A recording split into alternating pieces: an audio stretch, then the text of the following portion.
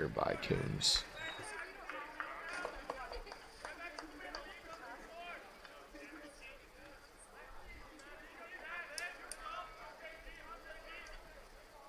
Connection there.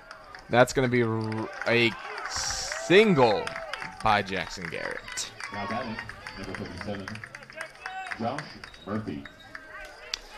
For a second there, I thought that was going to be in the air for a second longer, and Garrett Moan was going to pick that one off, but settled down right in front of him and was able to find himself on first. Yeah, in the same situation we saw with Waynefeld back in the second inning, where a ball that's hit hard right at you, and you've got to make a decision whether you want to dive and make the play, or if you dive, you can get the out, and if it gets by you, it turns into a triple, which is what happened with Drew Baskin earlier in the game.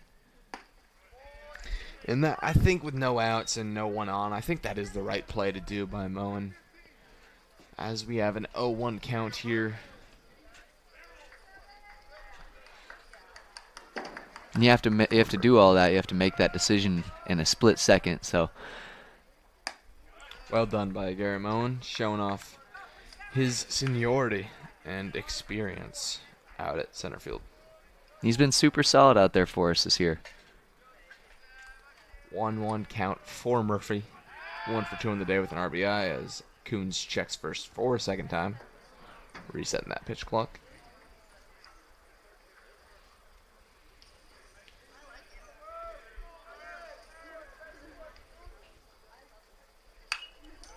A 1-2 count now for Murphy.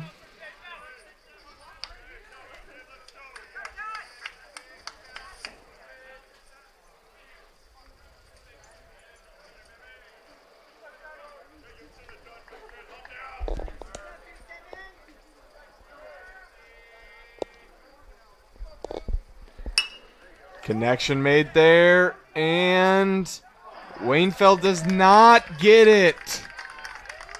Murphy's going to find himself on second, and Garrett's going to find himself on third. No outs in this one either, and Waynefeld doesn't slide, tries to do the right thing because he slid the first time, and it just didn't work out for him there. He could not get his glove on that ball, and Murphy finds himself at second. And that one will go as a hit. It's a tough play out there and right in a similar situation that we saw earlier in the ball game. And hits to the bottom of the order, and now Rocco Granucci up. Granucci threatens the bunt. 0-1 count. And there's nobody on or nobody out, so the Bearcats just need to find the productive at-bats and just try and get a little bit of extra insurance going. And there's only a force out on first as well. 0-2 count. Granucci's really took time to look at the ball and think about the situation that he's in. He's 0 for 2 on the day with 2 ground outs. And he was left on base. Takes a swing there. Fouls it off. Believe he was also walked, if I remember correctly. 0 for 2 with a walk. Okay. 1 for 4 with 4 walks on the weekend so far. Takes a swing there, and that's a base hit, and most likely 2 RBIs. No, it will not be. Great hit there by Granucci. And now with runners on both corners and 0 outs, the Cats are not in a great position. Carl Lawson, the center fielder, who has had a great performance here in the field today, not so much in the batting box. 0 for 3 with a fly out and 2 ground outs.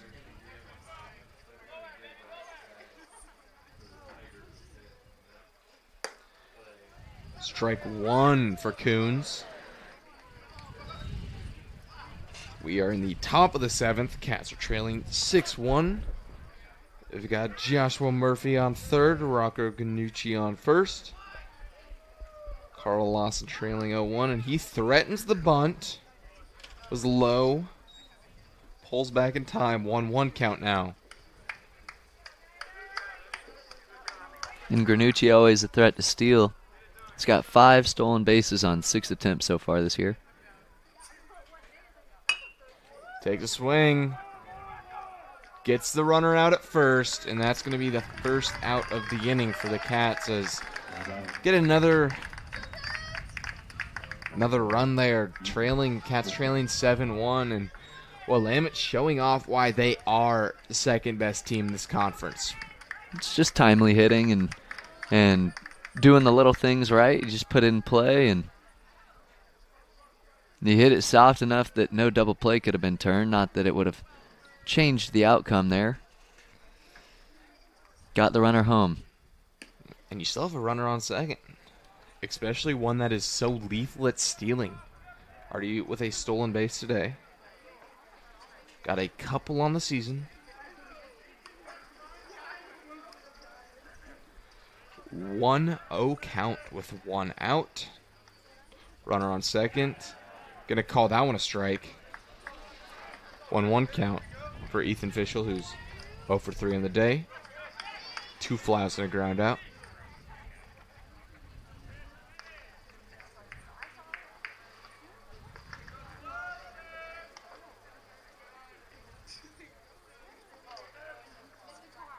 Connection there.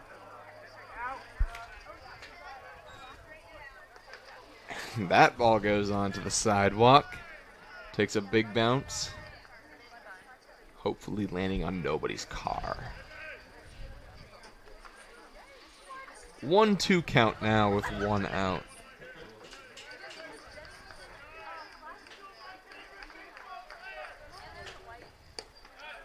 And now make that 2-2. As Ethan Fischel has had a great game at shortstop today. Not so much hitting-wise. 3-2 count, and Granucci's going to find himself on third. We said he was so lethal at stealing, and he does it again. Like clockwork. 3-2 count.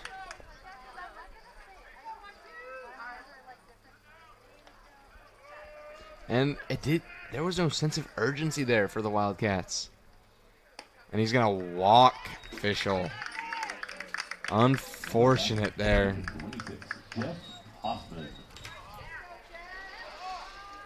With only 1 out in this inning, that was the worst thing you could allow, Ben. Runner on second, 2-2 count.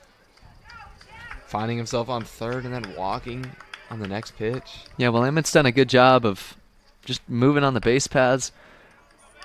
They don't have any. They have 1 stolen base on the day. That one was credited to Johnny Suker. But they have advanced on pass balls and wild pitches and moved themselves into scoring position. And 3 times this game they've scored on situations with runners on third and less than 2 outs. And Jeff Hoffman trying to make that a third time. As he has a home run on the day today. 0-2 count.